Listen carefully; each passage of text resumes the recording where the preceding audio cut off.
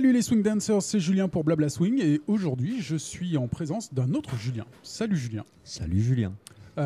Comment te présenterais-tu? Que dirais-tu de toi? Je suis Julien Didier de La Réunion, qui est contrebassiste et tubiste dans quelques groupes de swing et de New Orleans français. Ouais, et pas des moindres, on va avoir l'occasion d'y revenir. Donc on est installé ici dans un petit café parisien, donc on a une petite ambiance café de Paris, très sympathique. Ce soir tu as un gig avec le Hot Sugar à la Coupole. C'est ça, avec le Hot Sugar en formule complète, c'est-à-dire avec notre invité fétiche Nicole Rochelle au chant, pour une revue cabaret à la Coupole. Et si je ne dis pas de bêtises, il y a un petit album en préparation. En préparation, c'est dans les bacs, ça va pas sortir tout de suite, mais il y a des choses qui sont en train de se faire en coulisses. Yeah. Ça c'est de la news. On va reprendre les choses du début et de ton parcours. Comment tu es venu à jouer d'un instrument, puis après de plusieurs instruments de musique? Quel a été le déclencheur? Qu'est-ce qui t'a donné? Le déclencheur, ça a été mon papa, tout simplement, qui est lui-même musicien. Ouais. Et qui, dès le plus jeune âge, m'a donné le goût de la musique et l'envie de m'y mettre. Il joue de quoi? Il joue de la guitare. Sur notre île de la Réunion. Il a fait quelques tubes dans les années 90. Et du coup, quand j'étais petit, je le suivais souvent en répétition, au concert, etc. Et il faut croire que ça m'a beaucoup plu puisque j'en ai fait mon métier ensuite. Ouais, au travers de lui, non seulement tu as eu le goût de la musique, mais aussi de celui de manière plus générale du spectacle et de la vie de musicien. De la musique et aussi du jazz, puisque c'est lui qui m'a fait écouter mes premiers albums de Nougaro, de Pat Metheny et de Weather Report. Ah ouais. Donc voilà, c'est lui qui m'a mis un peu le pied à l'étrier sans trop le savoir. Mais je rebondis sur ce que tu dis, tu as joué dans des groupes qui pratiquent un peu plus ce jazz plus moderne plutôt que traditionnel? C'est justement grâce à Weather Report et à l'album Heavy Weather que je me suis mis à la basse électrique, puisqu'en arrivant à la fac, il y avait des projets de groupes à monter, il y avait plein de guitaristes et je jouais de la guitare à l'époque. Et du coup, comme je connaissais les lignes de basse, je me suis dit, moi je veux bien faire la basse sur ce groupe-là. Et du coup, je me suis mis à la basse électrique pour jouer du jazz fusion. Et comme ça m'a plu, après, je me suis mis à la contrebasse. Je suis allé au conservatoire en contrebasse. Conservatoire, d'accord, ouais. Et donc, du coup, ça t'a pris combien de temps, ce conservatoire? Ça dure combien de temps? Ça dépend. Ça peut durer un bout de temps, mais moi, j'y étais pendant 5 ans. 5 ans? Et en fait, c'est quoi? Il te fallait tu voulais avoir les apports de lecture de partition, de théorie d'harmonie, pratique parce d'instruments? que ça j'avais déjà. J'avais été en école de musique dès mon plus jeune âge. Ah ouais. Du coup, je savais déjà lire et tout ça, mais fallait que je commence à apprendre la bonne technique de la contrebasse. Donc j'ai commencé la contrebasse en niveau initiation, ils appelaient ça.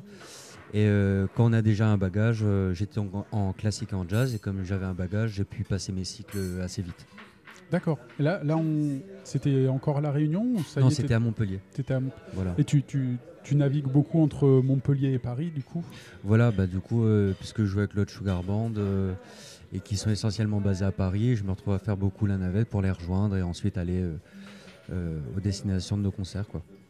Moi, je t'ai connu il y a pas tout à fait 10 ans, je dirais 8 ans, quand je faisais mes premiers pas de baby dancer sur Montpellier, sur EOS, etc.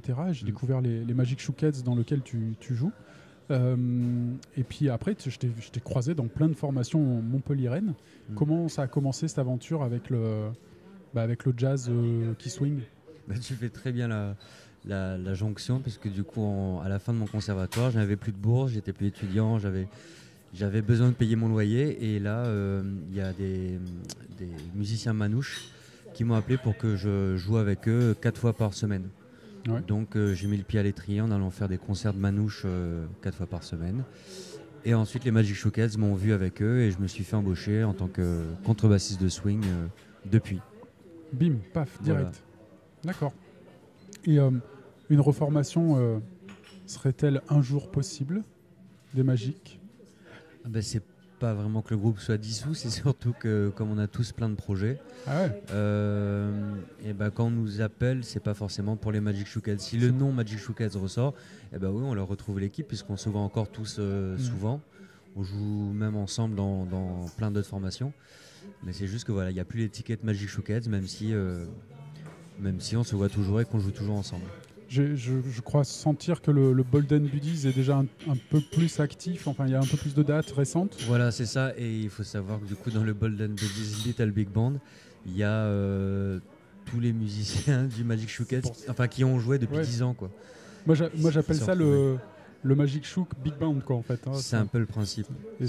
Et d'ailleurs félicitations parce que la dernière galette est vraiment formidable, quoi. Merci beaucoup. Vraiment. Comment s'est fait le passage avec le Hot Sugar? Comment t'as eu le job? J'ai eu le job parce que j'ai remplacé au pied levé leur ancien contrebassiste qui ne pouvait pas faire un week-end de concert. Donc ce qu'on appelle une rempla, quoi. Ouais, voilà, au pied levé, j'avais rien, j'avais aucune note, j'avais rien, et je les ai dépannés sur un concert. Ça s'est bien passé musicalement, la rencontre humaine a été super sympa. Et du coup, quelques mois après, ils m'ont appelé pour me dire écoute, si tu veux le job, la place est libérée. Est-ce que tu es partant? Et j'ai dit ok. Il m'a dit alors prends ton agenda et voilà les dates. Et depuis, c'est parti. Il faut savoir pour les auditeurs qui peut-être ne connaîtraient pas, mais il n'y en a pas, le Hot Sugar Band, à l'époque où on t'a fait cette proposition, le groupe était en pleine explosion. C'était probablement le groupe le plus demandé, ce qui est encore le cas, hein, mais qui tournait à l'étranger, qui était beaucoup d'étrangers qui regardaient la scène swing française, ne juraient que par vous. Il y avait quasiment que ce nom-là qui ressortait. Depuis, il y a quelques autres groupes qui ont poussé, mais vous êtes ce qu'on appelle le fer de lance, quoi. Et est-ce que du coup, toi, tu as eu la sensation de rentrer un peu dans une sorte de grosse machine? Est-ce que le Hot Sugar, c'est un peu une espèce de grosse machine dans laquelle il faut charbonner? Oui, en tout cas, il y a du travail, c'est sûr. Et même sur scène, c'est quand même un répertoire assez pointu et très écrit, donc ça demande un peu de concentration. Mais après, pour le côté grosse machine, pas tant. J'ai quand même le sentiment que c'est une équipe de potes qui prennent vraiment beaucoup de plaisir à jouer cette musique ensemble. Et c'est d'autant plus agréable quand on passe autant de temps ensemble sur la route, quoi, d'avoir des gens qu'on apprécie à ses côtés. Vaut mieux même. Voilà. Donc c'est quand même une bonne équipe de potes. Une bonne équipe de potes avant tout. Et du coup, vous jouez pour tous les publics, en fait. Ce soir, c'est pour une revue. Il y aura probablement quelques danseurs, mais c'est pas une soirée classique Lindy Hop comme on peut en trouver un peu partout. Il y a un groupe en tête d'affiche, les danseurs arrivent, ils usent le parquet et voilà. Et à la fois, ce genre d'exercice, vous y êtes rompu dans plein d'événements dans le monde entier. Qu'est-ce qui diffère le plus entre les deux? Pour toi, du haut de ta contrebasse, où justement tu peux voir facilement le public tout le temps? Je dirais l'écoute. L'écoute, c'est pas du tout le même type d'écoute. Ouais. C'est-à-dire que dans une salle remplie sur un dance floor, où l'essentiel de la soirée c'est de faire danser les gens, on va pas chercher la même chose du public et on va pas non plus donner la même chose au public. Parce que du coup, ils vont chercher une certaine organisation du set, une certaine dynamique dans le set et dans les morceaux, qui est, pour qu'ils aient des bonnes sensations sur le dance floor. Alors que quelqu'un qui est assis et qui regarde un concert, donc déjà il l'écoute pas seulement, il le regarde aussi. Ça va demander,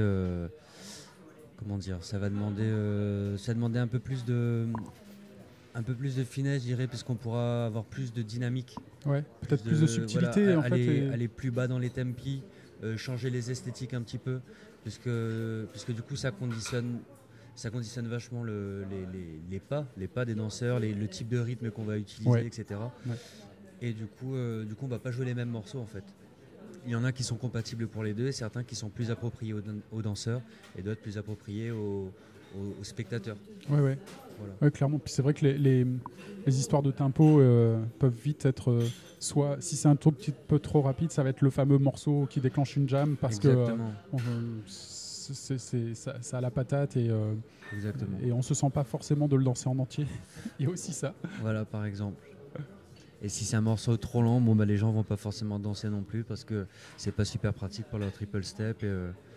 Et en fonction des niveaux ou des envies à ce moment-là, bah, ça va pas être adapté. Du coup, les gens vont pas danser, alors que quelqu'un qui est assis, bah, il va plus l'apprécier. Est-ce que tu dirais aussi que sur un spectacle comme ce soir, les gens non danseurs vous allez, vous, en tant que groupe, peut-être vous permettre d'étirer les morceaux un peu plus longs. On a aussi cette contrainte un peu pour les danseurs de faire des morceaux assez courts. Exactement, ouais.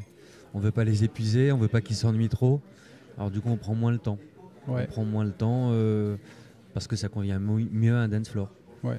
Moins de chorus aussi de la part des solos. Voilà, on va rester sur des structures de morceaux un peu plus fermées, alors qu'on peut l'ouvrir un peu plus et s'exprimer un petit peu plus peut-être quand il y a des gens qui sont assis et qui peuvent porter attention vraiment sur un soliste puis ensuite sur l'autre soliste. Vous êtes un des groupes qui avait le plus tourné à l'étranger avec d'autres, les Swing Shouters, Carolina Reapers qui commencent un petit peu aussi. Mais vous avez une très longue expérience de ça. Est-ce que toi, tu as réussi à noter une différence de public entre le public, là je reviens à un public de danseurs, quand vous jouez pour des événements de Lindy Hop, de Balboa, de Shag, enfin de danse swing. Est-ce qu'il y a une différence quand vous jouez dans un événement en France et un événement, je sais pas moi, en Hongrie, en Corée est-ce que foncièrement, finalement, c'est un peu toujours pareil, quoi. Foncièrement, j'ai l'impression que les gens ont envie de la même chose, ont envie d'énergie, ont envie de spectacle, envie de jam, ont envie de... Et ça c'est humain, donc c'est normal que tout le monde tende vers ça, tende vers un climax de la soirée avec un bouquet final. Je pense que oui, ça s'organise pareil parce que les gens sont un peu tous les mêmes. Ouais. C'est très humain comme, quelles que soient les frontières, comme désir, quoi. Et est-ce que quand vous jouez pour les danseurs, il y a une forme de frustration ou de petite frustration du fait que on peut avoir la sensation que parfois que les danseurs ne semblent pas être vraiment à l'écoute de ce qui se joue, mais qui sont tellement dans leur bulle de danse qu'en fait, pour eux, il y a juste une petite parenthèse comme ça, et que par exemple, si un soliste greffe, je sais pas moi, le thème des Simpsons en plein milieu de son chorus, on a l'impression des fois que les danseurs vont même pas tilter, même pas se retourner, faire un petit geste vers les musiciens pour dire ah, c'était trop cool. Enfin, tu vois, ce genre d'interaction. Est-ce que ça donne un peu parfois cette impression ? Sur certaines soirées, parfois, oui, les gens ne sont pas trop attentifs à ce genre de détails, mais quand même, la plupart du temps, quand on cite Star Wars, il y a pas mal de gens qui se retournent vers la scène avec un grand sourire parce qu'ils ont reconnu le thème. Ouais. Donc on ne peut pas dire qu'ils soient complètement fermés à ce qui se passe sur scène et qu'ils comptent seulement leur pas, mais ça peut arriver parfois. Ouais, c'est cool, c'est extrêmement encourageant d'entendre ça parce que des fois, j'ai pas mal de retours d'autres musiciens qui déplorent un petit peu ça, et parfois un peu un manque d'attention. Peut-être que les danseurs parfois sont un peu trop à regarder leurs pieds et qu'il faudrait relever la tête, comme on nous dit dans nos premiers cours, lève la tête. Et tu danses un petit peu aussi ? J'ai dansé. Ouais. J'ai dansé. C'est-à-dire, ça a l'air d'être du passé tout ça là. C'est-à-dire que j'y prends plus beaucoup de temps, enfin j'y consacre plus beaucoup de temps pendant les soirées. Bon, avec ma vie personnelle, les trajets, mon bébé qui me fatigue un petit peu, enfin qui me fait des nuits courtes. Du coup, quand je vais dans les soirées pour travailler, pour jouer de la musique, je me concentre sur la musique et j'ai moins de temps ou d'énergie tout simplement pour aller danser ensuite. Ouais. Il y en a d'autres dans le Hot Sugar qui dansent un petit peu aussi ? Ouais, il y en a quelques-uns qui ont pris des cours aussi, ouais.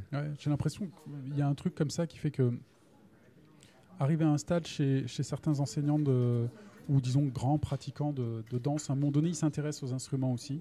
J'ai l'impression que dans les groupes de swing qui vraiment, ça y est, c'est pas vrai aussi, quand ils se dédient vraiment à être un orchestre pour les danseurs. Ils s'intéressent aussi à ça et ils veulent avoir au moins quelques rudiments de danse et pouvoir faire. Effectivement, on veut pouvoir comprendre un peu ce qui se passe, quoi. Ouais.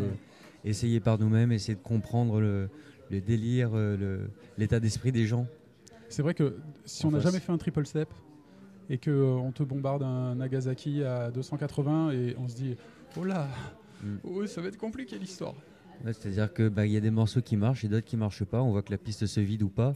Et du coup, au bout d'un moment, quand on essaye nous-mêmes de mettre un pied devant l'autre, on se rend compte de pourquoi, qu'est-ce qui marche pas. Et du coup, ça aide à l'organisation des tempi dans la soirée ou des setlists tout simplement. Ouais. Je découvre depuis quelques mois une partie de la communauté Balboa et je suis agréablement surpris de voir qu'en cours, par exemple, ils utilisent souvent des morceaux que vous avez, ceux que justement les Lindy Hopper délaissent un petit peu parce qu'ils sont un tout petit peu trop costauds. Et là, d'un coup, ils retrouvent vie dans une autre communauté. Est-ce que des fois, vous êtes appelé à jouer pour des événements spécifiquement Balboa, Shag, souvent les deux Ça arrive ? Oui, effectivement, on est appelé pour le dernier en date, c'était la dernière édition du Kassel Camp en Allemagne. Ouais. Et il y a quelque chose de spécial avec les danseurs de Balboa, enfin de différents en tout cas par rapport au Lindy Hopper. On a vécu ça aussi au Snowball, avec la pièce du haut. Et on se rend compte qu'en fait, dans les petites pièces comme ça, et avec les danseurs de Balboa, il y a une autre proximité. Enfin, il y a une proximité qui se crée parce que les salles sont plus petites, les tempis sont plus serrés, les gens dansent plus tight. Ouais. Et il y a une autre atmosphère qui se dégage qui est aussi très agréable. Ça doit être assez bizarre, vu de la scène des musiciens, de voir tout ce petit parterre qui sautille très serré là. Ça doit être assez. Parce qu'en Lindy Hop, on va avoir facilement des positions ouvertes. En Balboa aussi, mais dès que tout le monde se remet un peu en mode serré, là, ça doit être très étonnant de. En même temps, nous, on peut du coup jouer nos morceaux un peu plus up. Et ils dansent quand même sur nos morceaux un peu plus up, donc c'est agréable aussi. Ouais. Et c'est vrai que ça, pour le Lindy Hop, des fois, ça peut constituer pour pas mal de danseurs, danseuses, une forme de contrainte, en fait, ou en tout cas de cap à passer. Et souvent, la peur de ne pas y arriver fait qu'on n'ose même pas essayer. Et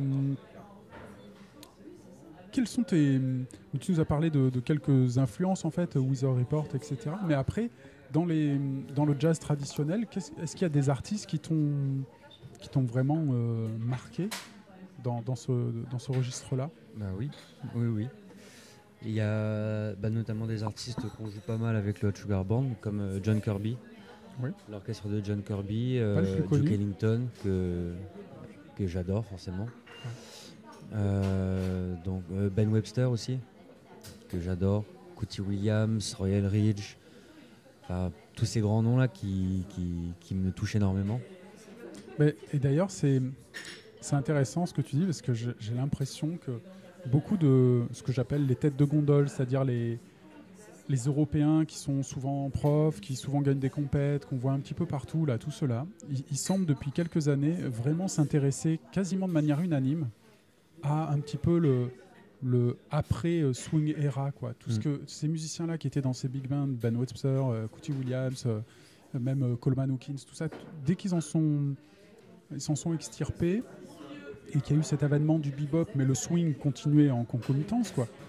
J'ai l'impression qu'il y a eu un intérêt de la part de ces têtes de gondole, et je vois de plus en plus des chorégraphies effectuées sur ces morceaux-là. Et il y a encore quelques temps... Des choses plus, entre guillemets, modernes. Ouais, mais je pense qu'il y a un truc qui est en train de se jouer, même pour vous, pour les choix de morceaux à faire dans quelques temps pour de futures galettes ou de futurs concerts. Je pense que ça y est, ça va être...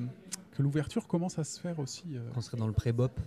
Ouais, tiens, c'est un nouveau truc qu'il faudrait... mais il y a quelque chose à creuser de ce côté-là, quoi. Je pense qu'il y a une idée poussiéreuse qui voudrait que ce soit indansable, tu vois. Il y avait avec tous ces trucs-là. Et on est en train de faire bouger les lignes, je trouve, de ce côté-là. Après, il y a plein de morceaux de Ben Webster qui continuent d'être pure swing à fond, et on va pas le sentir, quoi. Mais j'ai senti un truc. C'est des fois ouais, d'aller vers le bop. Des fois, c'est des choses dans le Hot Sugar que vous vous posez comme question, envie ou... Bah, c'est des choses qui, comment dire, dans les choix esthétiques globales du groupe, ne sont pas forcément un objectif, mais après, indépendamment, comme on a tous ces influences-là, surtout au niveau des chorus, et bah, c'est dans ces plages-là où ça peut un peu sortir, quoi. Ouais. Ouais. Et c'est là que il faut avoir la finesse pour remarquer et sentir ça, quoi. Pour l'amener sans que ça jure trop. Ouais. Et bah, par exemple, là, moi, j'ai découvert il n'y a pas très longtemps ce fameux hit de Thelonious Monk, Well You Needn't. Ouais. Et je me dis, mais putain, un bon groupe de swing comme vous, avec cette envergure-là, qui reprend, alors pas la chanson de 10 minutes, parce que le Lindy Hopper va tirer la langue, mais prendre le thème majeur et puis après recréer des arrangements derrière différents, mais ce thème qui est tellement... c'est un thème qui pose, quoi, vraiment qui reste en tête. Comment vous choisissez vos titres? Il y a quelqu'un qui est dans le groupe qui est dédié à fouiner tout ça et se dit... Non, c'est chacun son tour. Quand il y en a un qui a une idée, il la propose. Pour ceux qui arrangent, puisqu'ils sont plusieurs dans le groupe, pour ceux qui arrangent, ils proposent un arrangement si le titre motive les troupes. Ou si c'en est un qui n'arrange pas, il propose le titre et puis quelqu'un d'autre dans le groupe se charge de l'arranger. D'accord. Pour l'information. D'accord. Et du coup, est-ce que vous êtes aussi regardant maintenant, peut-être déjà avant, sur ce que font les autres groupes? Genre par exemple, ah ben non, on va pas reprendre In a Mellow Town, tout le monde a... C'est sûr que si les autres collègues qui sont sur le circuit en même temps que nous et qui ont partagé des scènes viennent de sortir tel morceau sur leur album, et même si on l'aime beaucoup, on va pas forcément le faire, sauf si vraiment on adore ce morceau, quoi. Ouais. Après, c'est souvent des morceaux qui ont 60 ans, donc ils appartiennent un peu à tout le monde, mais tant qu'à faire, pour pas faire écouter le même morceau 4 fois par soir, on va essayer de trouver ceux que nous on aime plus, de trouver d'autres. Et c'est pas trop fatigant, la vie de musicien de swing? Pas plus qu'être maçon, mais... Voilà, ça a ses avantages et ses inconvénients, comme beaucoup de métiers. Après, comme on dit souvent, on a un métier passion. C'est moins pire que si on allait changer des toilettes. Je dis ça parce qu'à un moment, je croyais plus en la musique. Je suis allé faire un CAP de plombier. Ouais, pour changer les toilettes. Voilà, pour changer les idées et pour faire un travail manuel, quoi. Ouais. Pour recontextualiser un peu la chance qu'on a de faire ce métier. Et qu'est-ce qui a fait le basculement, qui a fait que tu t'es mis à y croire à nouveau? Le Hot Sugar m'a appelé. Ça tombait juste avant que le Hot Sugar m'appelle, oui. Ah ouais, d'accord. Voilà. Ça a été la vraie providence, là, pile poil au bon moment, quoi. C'est-à-dire que j'avais les dates qui arrivaient avec les groupes du Sud, mais je me suis retrouvé dans une situation où j'avais plus forcément la foi, plus forcément envie de changer, de faire autre chose. Et à ce moment-là, le téléphone sonne pour un nouveau projet comme celui-là, donc je me suis dit que c'était peut-être bien ma place finalement. Carrément. Et puis, oui, il faut parfois un coup du destin, mais il faut après aussi prendre sa place aussi. Et ça, c'est pas le destin, c'est soi, quoi. Et, d'un point de vue des organisateurs, quand on regarde un petit peu comment... et là, je fais... Avant même de développer, je fais référence à ce que Maca a évoqué dans sa page Maca Business sur la condition générale d'accueil des groupes. Est-ce que tu trouves que les choses ont un petit peu changé par rapport à il y a quelques années? On en parlait un petit peu tout à l'heure avant de lancer l'enregistrement, mais est-ce que, de manière générale, comment tu trouves les conditions d'accueil des groupes de swing à l'heure actuelle? Vaste question. C'est très aléatoire. Ouais. C'est très aléatoire dans certaines conditions. On a ce qu'on aurait demandé, voire même plus que ce qu'on aurait demandé. Et tout roule, tout est tiré au cordeau, tout est très pratique, très agréable et va de soi, en fait. Et il y a d'autres fois, en fait, où il faut un peu négocier pour chaque petit détail parce que tout simplement, je crois qu'il y a des problèmes de compréhension de notre situation. Ouais. de compréhension de nos besoins. Et, euh, et voilà, peut-être que c'est juste un problème de compréhension parce qu'on n'est pas forcément dans le même monde. Quand on fait ça au quotidien et quand on organise un événement une fois par an et que c'est le seul qu'on organise de l'année, on n'a peut-être pas forcément la même notion de l'importance des petits détails. Ouais. Et puis aussi des, des conditions optimales que n'importe qui mériterait. Je pense à les musiciens, oui. Alors les musiciens, on les fait dormir chez GG. Il a une grange, il va pouvoir en mettre 3 sur le toit, il Voilà, en mettra 2 en dessous. alors que le contrat stipulait qu'on voulait une chambre individuelle ou à deux, avec pas Voilà. dormir à deux dans un lit, puisque bon, on n'a plus non plus 18 ans, on n'est pas là en train de faire du couchsurfing, on est là pour travailler et pour avoir un minimum de repos. Et ben, on a besoin d'avoir un lit chacun. Ah oui, non, mais Là, c'est et des presque choses comme ça. on en vient à devoir presque. En fait, ce qui est, je crois, pénible pour les musiciens, c'est de presque de devoir avoir encore à se justifier de ça, quoi. D'avoir, oui, mais vous avez pensé au transport entre l'hôtel et la salle? Ah non, bon, vite, on appelle Delphine. Delphine, tu peux aller chercher les icos? Ce genre de truc, quoi. Ça veut dire, Ouais. normalement. C'est pas faux. C'est ce que Mac a soulevé, c'est que il avait rien contre les enseignants sur un festival qui ont des conditions d'accueil tout à fait acceptables. Il a rien contre ça, au contraire, il faut le garder. Il disait, mais pourquoi les musiciens n'ont pas les mêmes? Ouais, je suis assez d'accord avec le fait qu'on ait besoin de demander pour avoir ce que les autres ont spontanément, en fait, alors qu'on vit à peu près la même vie au final, à voyager tous les week-ends ou toutes les semaines. Et que selon le boulot que tu vas fournir, et ton statut fait qu'on t'apporte les choses sans que tu aies les demander. Je sais pas pourquoi. Ouais. Ça Pour se les fait comme repas, ça. par exemple, des fois, il faut questionner pour, je sais pas, les horaires ou pour savoir où est-ce que c'est, ou enfin machin. Et c'est ouais, toujours devoir faire l'aumône, la quête. C'est ce que soulevait Maca Ouais, dans bien sûr. certaines. Et Parfois. il a bien formulé. Il a bien formulé. Ouais. Et c'est vrai que c'est. En fait, je pense qu'une partie des organisateurs oublie qu'un enseignant de danse et un musicien sont tous les deux des gens qui travaillent dans les métiers artistiques. Et en fait, dit comme ça, d'un coup, oui. Ouais, c'est-à-dire qu'ils nous demandent d'accepter quelque chose qu'eux, dans leur travail, ils accepteraient absolument pas. Je veux dire, dans un travail de bureau, si on nous dit, ouais, la pause pour manger, ce sera à la fin de la journée. Tu mangeras ton déjeuner à 18h après avoir travaillé pendant 8 heures. Bon, ça, c'est pas normal. Il y a un code du travail qui fait que c'est pas possible. Ouais. Et pour nous, des fois, on se retrouve dans des situations où on nous demande ce genre de concessions alors qu'on n'a pas forcément à les faire, on n'a pas envie de les faire, on n'est pas en état de les faire non plus parce qu'on a voyagé beaucoup. Et ça passe parfois pour des caprices.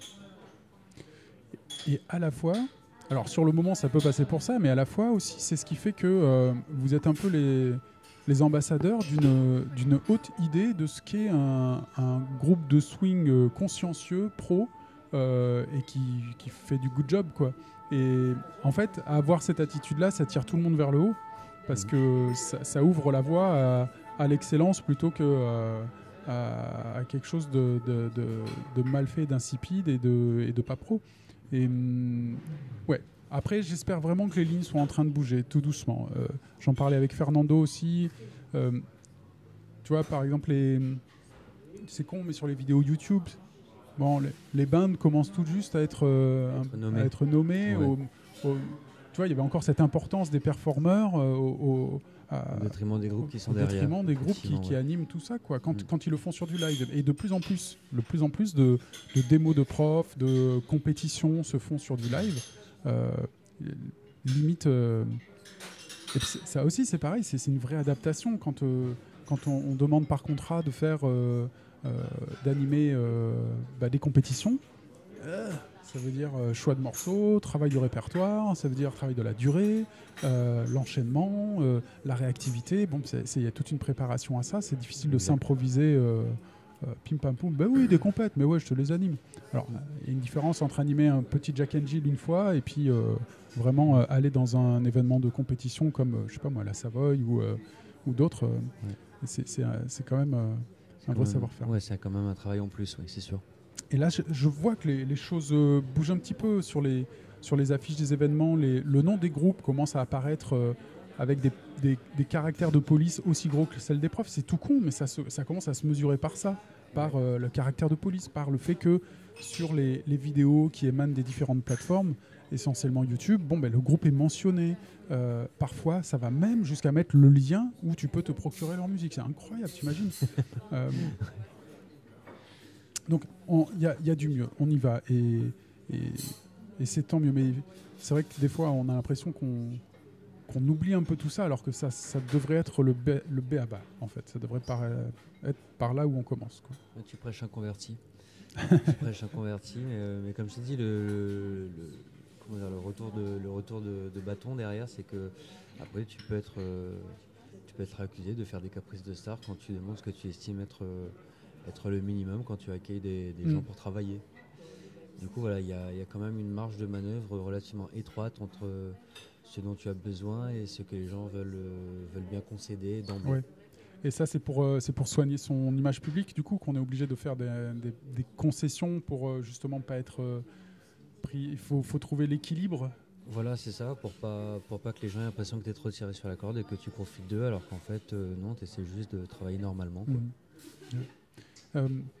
Justement, pour conclure tranquillement cette conversation, est-ce que tu aurais des conseils à donner pour des musiciens qui souhaiteraient se lancer dans un groupe de jazz swing, et particulièrement un groupe de jazz swing pour les danseurs, ce qui est encore autre chose. Est-ce que tu as, de ton expérience, des moments où des fois tu y as cru, pas cru, est-ce que... Moi, tout ce que j'ai fait, c'est trouver des copains avec qui j'avais envie de jouer, une musique que j'avais envie de jouer, et on y a consacré du temps, beaucoup de temps, à jouer ensemble, encore et encore et encore, dans un lieu. Avoir une soirée hebdomadaire, ça peut aider. À un moment, avec les Cannibal Dandies, on a fait ça. Ouais. On avait pris une date hebdomadaire dans un rad. Et en fait, du coup, tu fidélises un public. Ouais. Tu fidélises un public, tu te fais une petite scène locale. Et du coup, ça, c'était il y a quelques années. On a refait une soirée il n'y a pas si longtemps, alors qu'on n'avait pas joué sur Montpellier depuis un moment. Et là, on a fait carton plein avec une seule soirée, en hommage à justement toutes ces soirées d'avant. Le public qui avait été fidélisé et qui revient plusieurs années après, quoi. Très classe. C'est déjà un bon début, il me semble. Ouais. Puis donc beaucoup de fraternité ou de sororité pour les femmes et de... d'abord ça avant tout, quoi. Je pense que c'est essentiel si tu veux jouer de la musique de façon un peu honnête et juste, et tu trouves quelque chose que tu aimes et que tu joues avec des gens que tu aimes. C'est le plus important. À partir de là, il peut se passer de belles choses ou pas, mais au moins c'est fait de façon correcte déontologiquement, il me semble. Ouais. Tu as fait du mieux que tu pouvais. Merci beaucoup, Julien. Merci à toi, Julien.